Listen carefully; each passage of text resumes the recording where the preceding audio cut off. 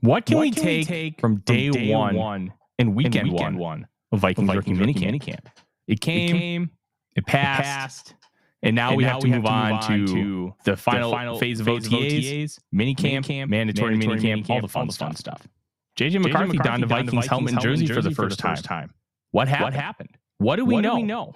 And how did his meeting in Ann Arbor with the Vikings end up making things a little bit easier for him on day one? We're going to talk all about that and laugh at the Detroit Lions here on the Real Forno Show.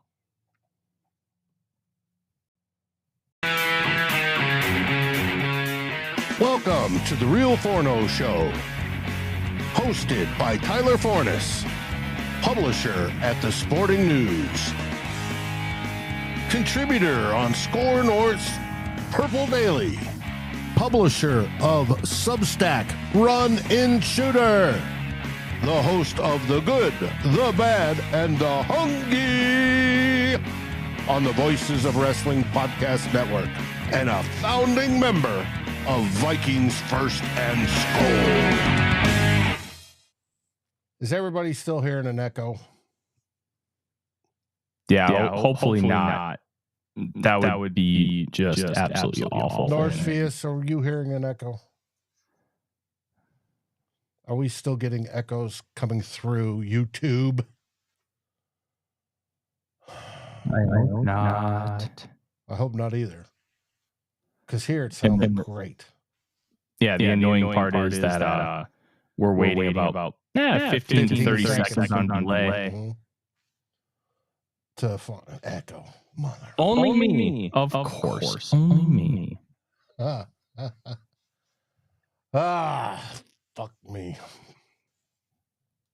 I don't get it, Dave. How am I echoing again? That I don't know. Damn it. And it's got to be welcome to the Real Forno Show. No, I'm going to disconnect my USB-C cable real quick. Okay.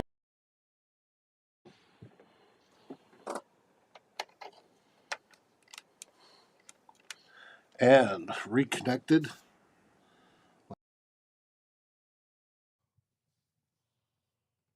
Oh, bro. Okay. We'll have to wait.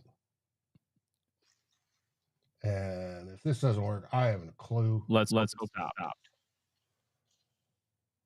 Like I said, I thought it was software. Oh, no, I'm on delay, Dave. Sounds weird. Echo, yes. Damn it. Shit. Am I echoing, or was it just Tyler? Is it one or both? Okay. I'm hoping maybe me leaving might have made a difference. I genuinely have no idea why in the world we keep echoing because we're doing everything right. We've updated our software. We have checked the firmware. We have checked cables. We've done everything. And the fact that only I'm echoing is just absolutely insane. And there's really no rhyme or reason for it. Just Tyler. You good? Am I still echoing? I asked the question. One, if I'm good. Two, if we're both echoing. Just still Tyler. Because I got you coming in clear, which tells me it's the Roadcaster. I'm going to reboot this pig. So you're going to listen to some silence while Tyler tries to sign the show. If that's all right. Oh, that's funny. Thanks for staying patient, guys. This is crazy. I don't know.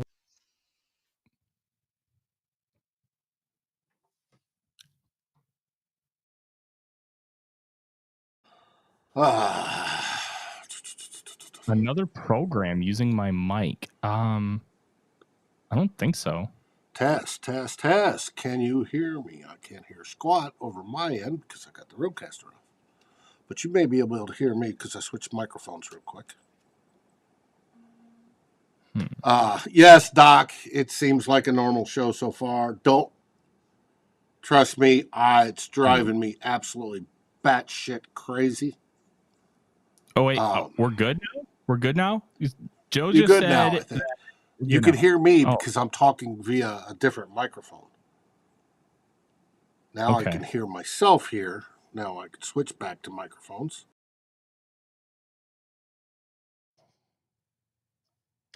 Now you should hear me on the Roadcaster. Hear me perfectly well. Jason says maybe you have to talk slow, Tyler.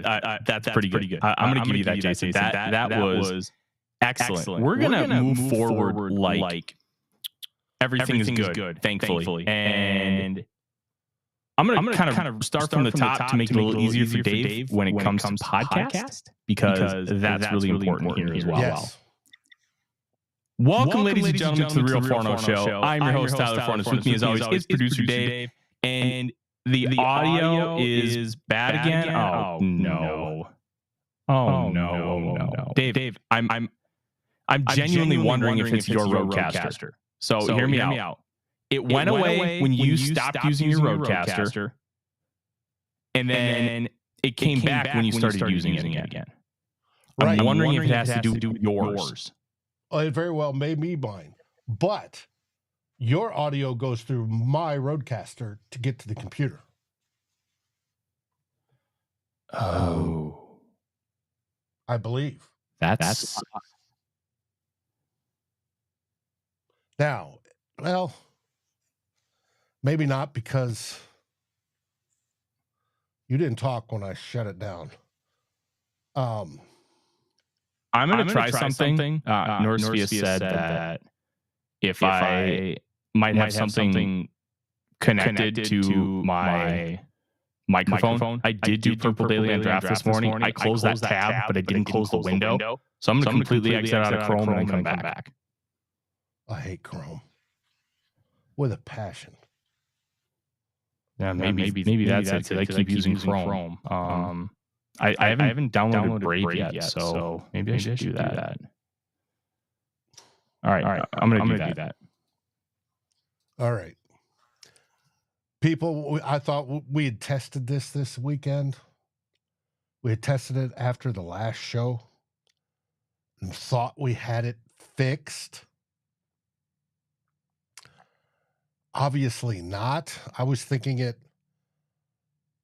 I use Ecamm and I'm on a beta program, which I've never had problems with beta, but they just did a couple of updates where they're integrating Zoom, which I can't stand Zoom, and it didn't come. And I thought that was it. We switched back to the stable version of Ecamm. Tested great. No issues. And now we have issues. You got to talk there, buddy. Okay. Well, let's hope it's back. I just relaunched Chrome updated, and I hope this works. I really do. Because it would suck if it didn't. Yeah, I have nothing open. I'm not using. I mean, maybe technically Discord, but that shouldn't do anything. All right. Sometimes I use audio, but is Tyler echoing? Gotta say, this is going to be great for attracting new viewers. If you're new, welcome. This is hella fun. Okay, I'm going to try a couple things on my.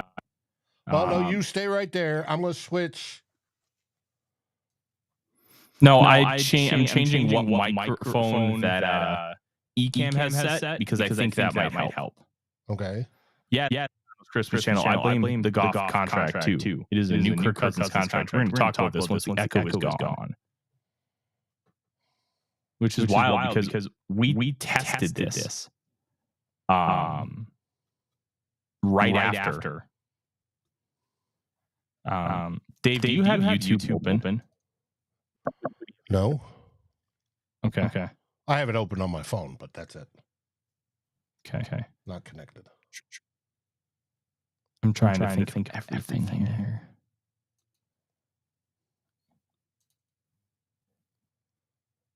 here.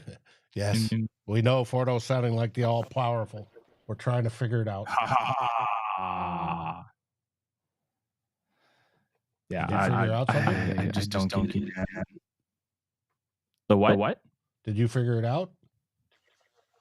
No, I've been slowly messing with settings and waiting for response in the chat to maybe say, hey, we're all good.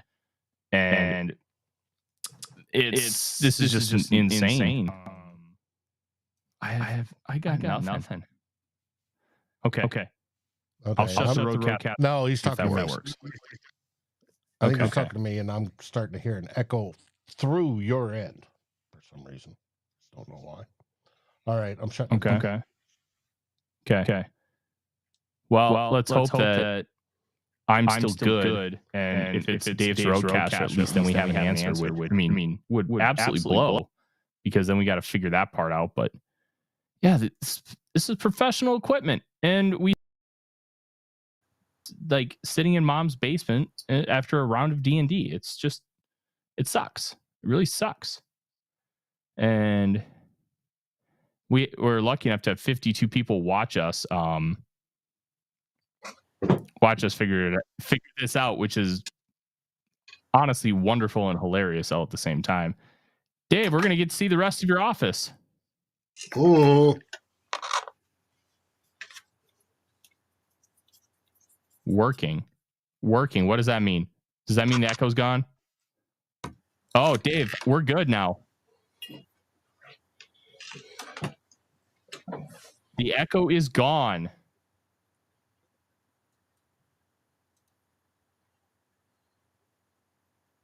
Okay. Well, how does this sound on my end? Yeah, you sound like you're in a bathroom. Yeah, switching. All right, let's try this one. But how does this sound on my end? Still like you're in a bathroom. There's not going to be shit I can do about that one.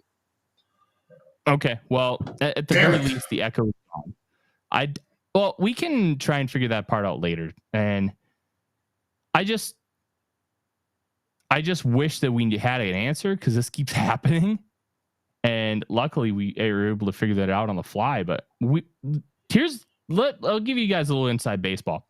We did a sound test after it happened last week. And with that sound test, it was gold. We did a private YouTube stream, tested it, 100% good to go. And now it's keeps persisting. So we're trying, but I'll restart the podcast. This is going to be fun, Dave. Welcome, ladies and gentlemen, to the Real Forno. Hold on. Oh, damn it, Dave. Do a clap before you start, so I know where to pull it off on the audio. Got it. Okay. All right. Welcome, ladies and gentlemen, to another episode of the Real Forno Show. King of all audio difficulties that we did not cause ourselves. I'm your host, Tyler Forness. With me, as always, producer Dave. And we keep having to deal with echo issues because of these roadcasters, which are wonderful pieces of equipment, but there's some little glitch that just keeps kicking our butt.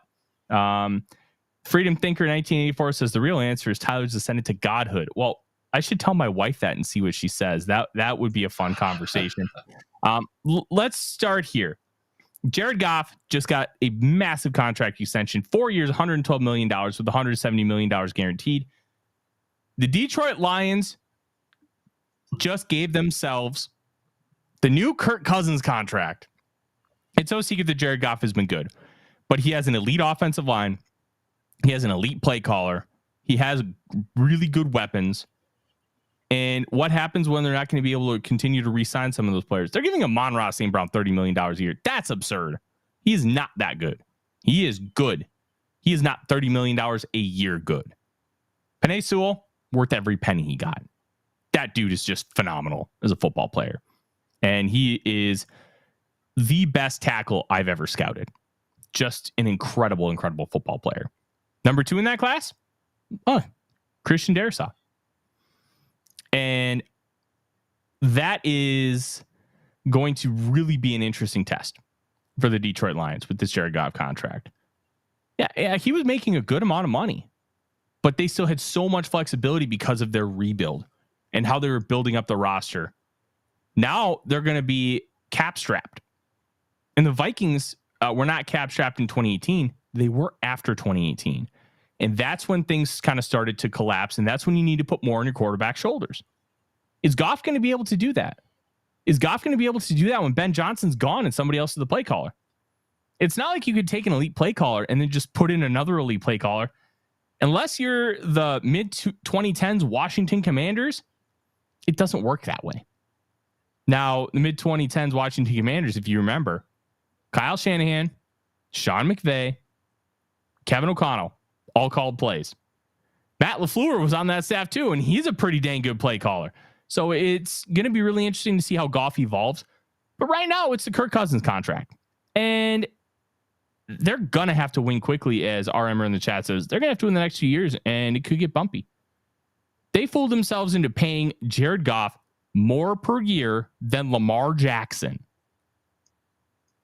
Let that sink in. More than Lamar Jackson. Goff isn't a QB8 to QB15, somewhere in there, depending on kind of how you value different traits and different things. It's the Kirk Cousins conundrum. They tricked themselves into a Kirk Cousins contract. Amazing. Absolutely amazing. But that's the path they want to go down. So we'll laugh at the Lions plenty about this contract, I'm sure. Goff is a good player. He ain't great. And you only give that kind of money to great. Because at $53 million a year, Dave, that's 20% of the cap. $255.4 million, which means $25.54 million is 10% of the cap. You double that, 51.08% of the cap.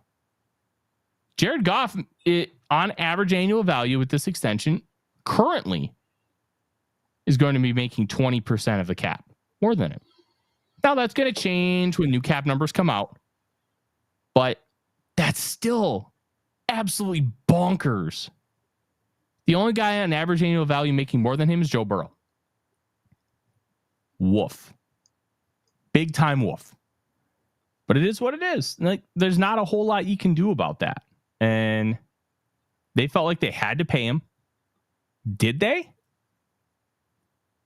Look, you could go into a contract year with Jared Goff and then franchise tag him or sign him to an extension after the year. And I mean, that franchise tag gives you a lot of power and a lot of leverage. You can argue that they signed him for the culture that Dan Campbell's trying to build, and they really do believe in Jared Goff, for better or worse. And one of the interesting things about football people is they have big egos. Everybody in football has a big ego. Everybody in football media has some kind of ego, whether we want to admit it or not. I've got one. It's a human thing. Everybody has one. Yeah. You almost have to have one in this business, because you have to really believe what you say. If you don't believe what you say, you're just a hot take dude and nobody's going to take you seriously. So it's going to be so interesting to see if their hubris about Jared Goff is right. And I just struggle to see how you're going to get value from a $53 million contract. Now, I did see somebody on social media, John Helmkamp, who's a really smart guy, talk about how the idea of a rookie contract in the NFL is kind of BS, because the people winning the Super Bowls are like the great quarterbacks. Like, he said it's not a cheat code. I'm like, well, it is a cheat code, but you still have to play the game. And that's the thing. And I related it to NFL Blitz. The best cheat code in the game is infinite turbo. 514 up. Have it memorized. Use it all the time. And the big thing with infinite turbo is, yeah, you can use it and it gives you a massive advantage. That doesn't mean you automatically win. You still have to play. And being that you still have to play, that's when things matter. And the thing with the rookie quarterback is you have to hit on the quarterback. it makes it so much easier for you to build a team around him. Think about this. If with the Vikings having JJ McCarthy, and they could bring in AJ Brown and Devontae Smith for essentially $10 million a year more than what it would cost to pay Jared Goff. Dave, that's pretty good to me. Like, I can get... But that probably doesn't start till next year, 2025. Yeah, but what I'm saying is that gives you the opportunity to have two high-end players that you wouldn't have been able to have before. That matters when it comes to building a Super Bowl roster. Now, the San Francisco 49ers have a lot of high-priced players. One of them is not a quarterback. Brock Purdy's going to make like a couple $1 million at most from his NFL deal. That matters. It helps. You can pay Nick Bosa $34 million a year. You can pay Deebo Samuel 25. You can pay... you can make trades for guys like Chase Young and bring in Randy Gregory, and you can have Trent Williams on a massive contract. You can have Christian McCaffrey. You can't do those kind of things if you're paying Jared Goff $53 million. Think about this. If the 49ers sign Brock Purdy to an equal contract, let's say it's average $53 million a year, get rid of Nick Bosa, get rid of Deebo. Now you can have Brock Purdy. That takes a lot off of your football team, which is why it's so nice to have that advantage of a rookie contract. But you still have to play the games. You still have to be great. But you have less margin of error when you have the big boy contract, when you aren't a big boy quarterback. And that's where the people who use that argument, it's like, look, you're talking about the execution of it. You're not talking about the process. The process, if you have a good quarterback, paying them on a rookie contract is essentially a cheat code. So it's going to be fascinating to see if the Lions can keep this up or if they end up collapsing similar to what the Vikings did. Now, the Vikings did not draft very well. And because they did not draft very well, that was a big factor here in their demise because they didn't have people to fill in for those high-priced vets that they had to move on from because of salary cap constraints. The Lions have been drafting very well. How is that going to impact things? We're going to find out. And I'm fascinated to see how I'm going to call it an experiment, how the experiment works.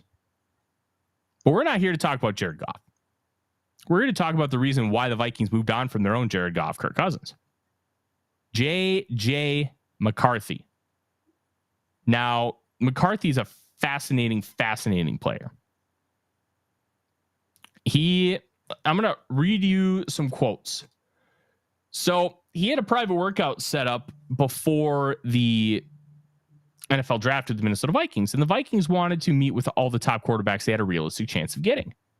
The only one that they didn't meet with of the top guys, Caleb Williams. Why? Everybody knew he was going first.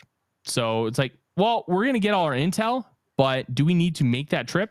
Probably not. And I said before, because somebody asked me, did you say that private workouts don't matter? It's not that they don't matter. It's that they're not 100% necessary. Like if the Vikings couldn't get one scheduled with Jaden Daniels, it's fine. Like you'd prefer to have it. It's going to give you more information than you would have had previously. But if you didn't have it, is it going to be life or death? No. And that's kind of where I was at. And they ended up getting one scheduled, which was good. He went second overall. They went scheduled Jake May. He went third. They went scheduled Bo Nix. He went 12th. They went scheduled Michael Penix Jr. He went 8th. And they also had one scheduled with J.J. McCarthy. And McCarthy took him through Ann Arbor. But it was what he said in his first press conference after his first practice.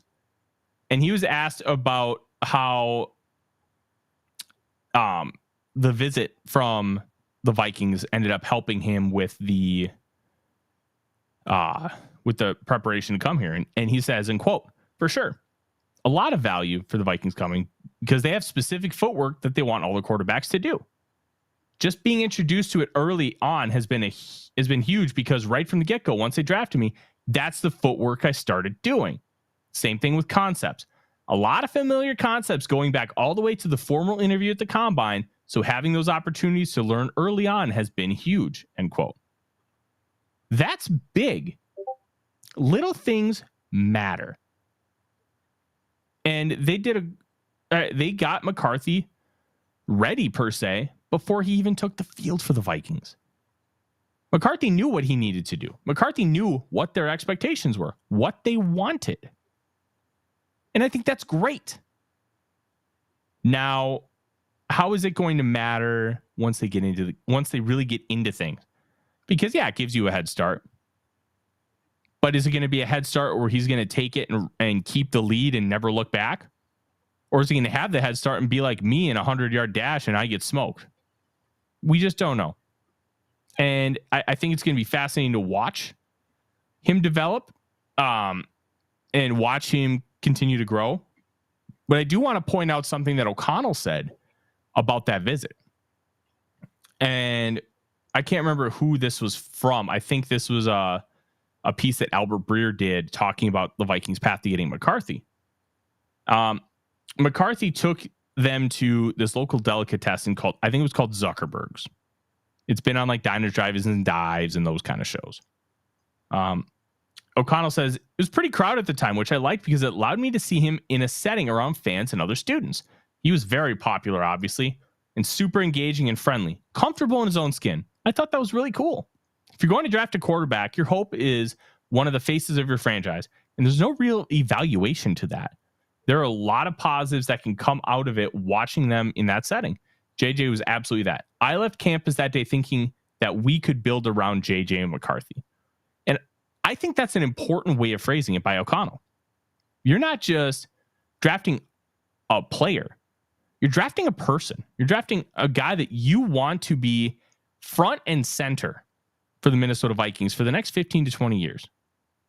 And if he's going to be front and center, you got to believe in the human. It's not just about what they're doing on the field. It's about what they're doing off the field. Are they doing the right things? Are they talking to people with respect? Are they having good quality conversations? Are they nice to the waiter? That's a big one for me. Everybody knows that I worked in the restaurant business for a long time, and I'm back in it now. I'm bartending at a local golf course. But one of the big things with that is if you don't treat the waitstaff nice, you're probably an asshole. And I don't mean that in a negative way. It's just fact. The way you treat the waitstaff is usually how you are as a person. Now, if the waitstaff is mean to you first, that's a whole different ballgame. But I've had people be so rude to me as a server bartender. I'm like, I've just been nice to you, and you're just treating me like I'm scum. And one of the phrases that I've heard people in the industry use is you're a server, which means some people view you as a servant, like a butler. No. Like a peasant. Yeah, I'm not a peasant. Like, I'm getting paid for this. You're tipping me, I hope. Like, all that matters. And it's, and FT Mattyman says in the chat, it's about respect. If you respect servers, tells a lot about who you are as a person right off the bat. It's a big first impression. That's why I like that they let all these guys pick where they wanted to go eat. I mean, obviously they're not paying for it. And it's just like, where do you like? And it's like, hey, show us around your town. What do you like to do here? Like, I lived in Fargo, North Dakota for a long time. And they asked me, hey, where do you want to go for dinner? I know if it was lunch, I wouldn't be able to pick it, but dinner, I might just pick Texas Roadhouse because it was one of my favorite spots there. But with Fargo, I probably would have picked the Bison Turf, which is right across the street from campus. It's a dive bar. It's a local joint. And you got to get a turf burger when you go to the turf. I always like to get the chicken drummies. I love me some chicken drummies, but those, like, that's what they want. They want you to feel natural. They want you to feel good. Like, and showing respect is a big thing too. So I think that all that matters when it comes to the idea of JJ McCarthy. And I think those words from him after rookie minicamp were good. Now, there was something where he did throw an interception and then he ran gassers because he lost a bet with a linebacker, KJ Cloyd, who was the one who picked him off. That's kind of cool because, yeah, he got a little overconfident. He made the throw. He got picked. He lost the bet. He paid up. And O'Connell had some really nice words about I'm trying to find it. Here we go. About interceptions. And I think this is really interesting. And it's a long one, so buckle up. Quote, when an interception happens, you guys have heard me say it before. It's never. No interception has the same story. You know, there could have been too wide of an alignment by that player. He threw it to the start. And then, so all we did was take away our angle to make that throw before the ball was ever snapped. It might have been a footwork thing. It might have been a total understanding of the full progression. So he'll see it on tape. Hey, here was my answer. It may not have been really exciting to chuck the ball down, especially in the 7-on-7 environment. These guys tend to, when they're not feeling the rush, they tend to be a little more aggressive with their arms. And I like that. Trial and error. And we move on to the next rep. End quote. That's what practice is for. And we talked about it last week. It's okay to make mistakes in practice. That's where you want to make them. Because if you make them in practice, you're less likely to make them during the game because you've gotten your answer. And that's where I think it's great that McCarthy threw an interception. I don't want him to continue to throw interceptions. But if you're going to throw them now, learn from them, be better for it. And then when you see that look, I don't know, week 7, you're not going to make that mistake. And I think that's where Josh McCown is also going to come in too.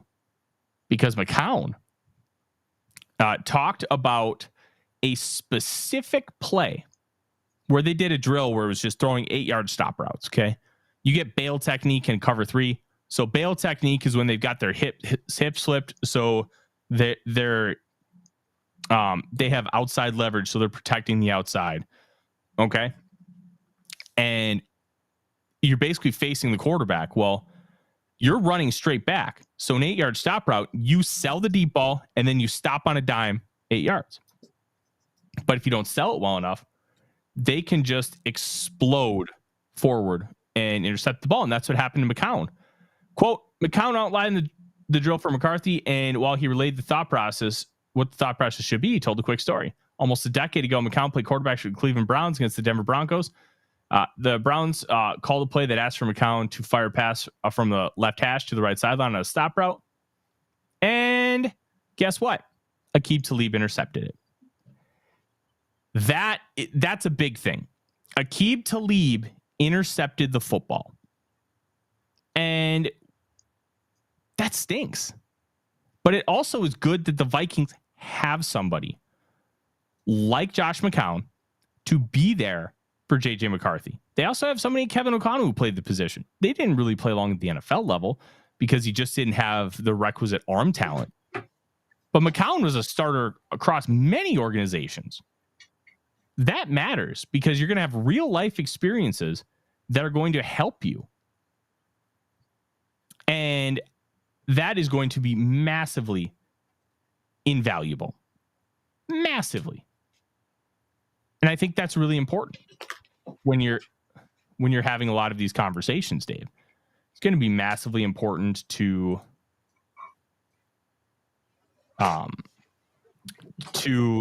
taking the next step. And taking the next step is a really big deal.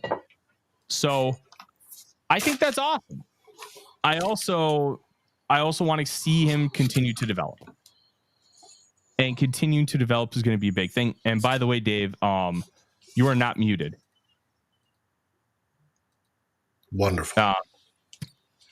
So let's also kind of talk about a couple other things. My wife just asked me which doggy is with me. So I got to text her really quick. Boom. So who else stood out? A couple guys. Dallas Turner apparently looks like the real deal as an athlete. We'll see if he can harness that and how that's going to grow and develop throughout the course of time, because great athletes don't always, take things to the next level per se. So we'll see how that goes. But one guy that stood out, Thayer Thomas, second-year player, undrafted free agent out of North Carolina State. And I think it's really intriguing that he got shouted out by O'Connell, because they did sign Thayer Thomas to a futures contract, which means he's with the organization throughout the offseason. And with Thomas, he's not exactly a great athlete. He's a little bit twitchy in short spaces, and his game is going to translate similar to that of like a Wes Welker, a Julian Edelman. Like, you think of a New England Patriots slot receiver, that's the kind of game he has, and that's how he's going to be able to evolve and grow. So how did he grow and develop over the course of the last year? That's a great question. I do not have an answer for that.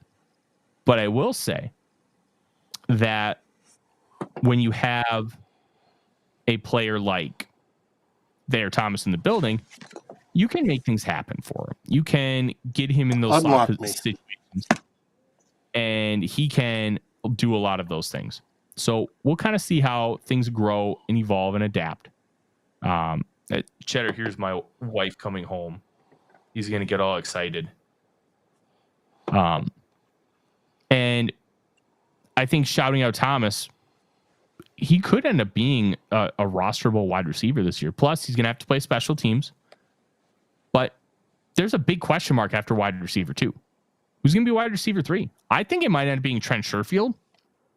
He was a decent enough wide receiver 3 for the Miami Dolphins, and he's a great special teams guy. I like Brandon Powell, but there are some real size concerns where I don't think you're going to be able to do everything you want with him. And I think that could end up being a problem for how Kevin O'Connell wants to play football. We'll find out. We'll find out how things are going to grow and evolve and adapt. But shouting out Thayer Thomas, thought was important. And one more thing, the Vikings did sign a player from tryouts. Last year, they signed 2. Fullback Zach Ogile from Concordia, or was it UMD? I can't remember. And then former Minnesota offensive lineman Sam Schluter. Neither one ended up making the 53 or the practice squad, but they did sign Samis Reyes, tight end from Chile. He's a former basketball player, came to the NFL in 2021 and was with the Washington Commanders. And he played 11 games, started 1, and then he was on the Bears practice squad in 22. And he was with the Jaguars for training camp, but then was out of the league in 2023. Is he the foreign exemption? Yep. He's signed under an international pathway program contract, which means, oh, hi, Cheddar. There's the buddy. Hey, bud. That's a pretty boy. He's a very good boy. So he doesn't count towards a 90-man roster. He does not count towards a practice squad, but his contract does. And I think that's important. Okay. That's why last year we had the young man who was from France, Junior. I don't remember, but we did have one. Yeah, he's from SMU. Gosh, Junior Aho, and they ended up waiving him from the active roster, but then put him on the practice squad with the international pathway program. That saved them like a prorated $500,000. So you're going to prorate that across however many games he was on the practice squad versus the active roster, and you'll have that much in cap savings. George asking him if he's part pointer. We just know he's a mutt. Lab and pity is what we were told. I think there's a bunch of greyhound in him, like because he's long, rather tall, and skinny. He looks like unhealthy skinny, but he's actually a very healthy boy. Dogs are supposed to look skinny. Like some pointers are skinny or narrow. Mm-hmm. I don't think he has pointer. My old roommate had a pointer and doesn't really remind me of the pointer at all, but he's a very good boy. He's just a good boy. And he's been going to doggy daycare every single day to start developing social skills with dogs because he doesn't have any. But he's having so much fun with that. And Odie's hating him a little less each day, which is good. But yeah, there was one more thing I was going to talk about here tonight, and I don't remember what it is. Oh, biggest holes on the roster. So this is a very frustrating thing. When you talk about holes on the roster, I got very annoyed the other day because of what one analyst from ESPN had as the Vikings' biggest need. Aaron Schatz. You may know Aaron Schatz, the creator of DVOA, like one of the analytics OGs in the football community. Very smart guy, really helped revolutionize how we look at football. But he put slot receiver as the Vikings' biggest need, Dave. Slot receiver. Is he trying to say a wide receiver 3? No, he specifically said slot receiver, not wide receiver 3. Both JJ and Jordan Addison can play slot. They move the receivers around. I know. He doesn't. This is the write-up.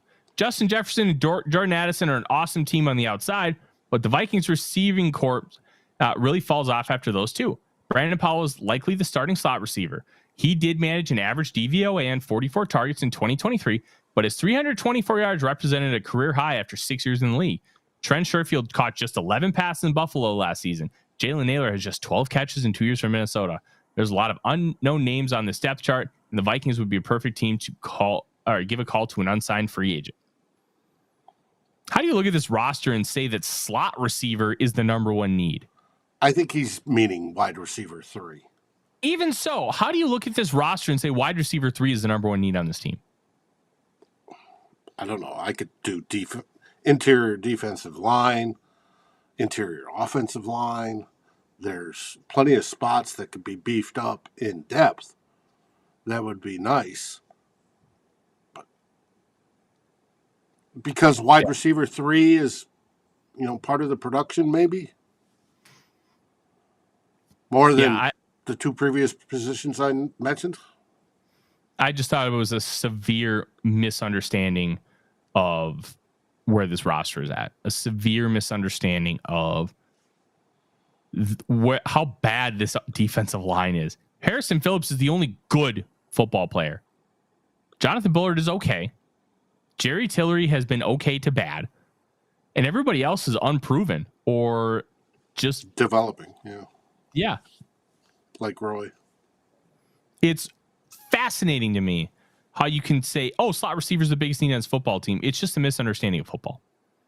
And very, very frustrating for someone like me who puts in so much time to understand this thing. And you got to watch film and you have to understand how things happen. And it drives me nuts. You have to use analytics. You just have to. Analytics are a very good tool. They're not God. And I'll reference something that Scott Barrett said when he joined us talking about the wide receiver group right before the draft. You take like a top 20% analytics person and they will get smoked by film analysts almost all the time. Like, you got to watch it. And not seeing the defensive line is far and away the biggest need on this team because that impacts so much on your defense.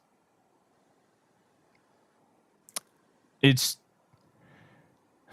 just frustrating, man. Like, come on. Speaking of analytics guys, I would like to give a shout out to friend of the show and used to be on the network, Mr. Eric Eager, who's now employed by the Carolina Panthers. Yeah, good for Eric, man. He's such a good dude.